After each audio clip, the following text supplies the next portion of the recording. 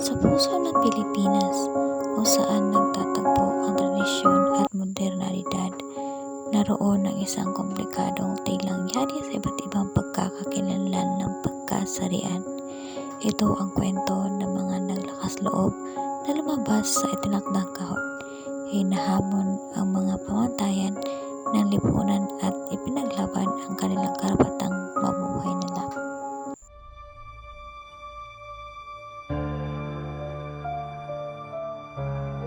Ito si Mekedo, isang tomboy na may edad na 20 taong gulang. At ito ang kanyang ginagawa upang araw-araw na ginagawa.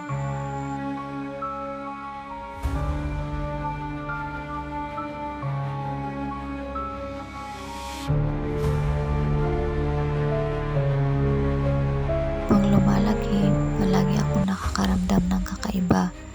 Alam ko sa kaloob-looban ko na ako ay isang lalaki, nakakulong sa katawan ng isang babae. Ngunit sa ating komunidad, hindi madali. Tinititigan ako ng mga tao, bumubulong at humuhusga.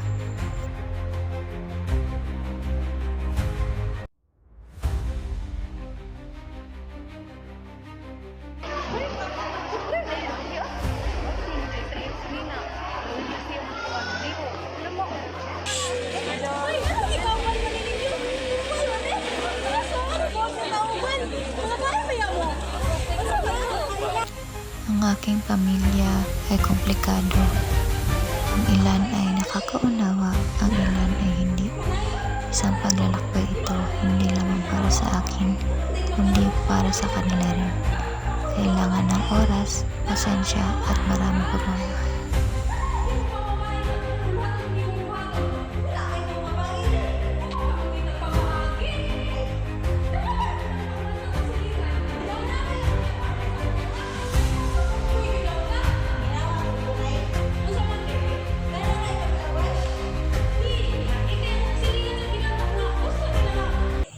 Ito si Madre Josefina, isang progresibong pare o madre na sumusuporta sa LGBTQ+ ng komunidad.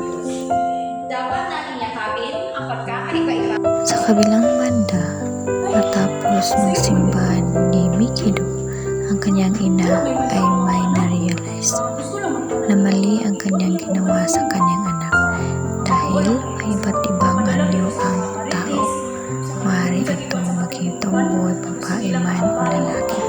Kaya nasa isip niya na mali ang kanyang ginawa at dapat niya itong tanggapin dahil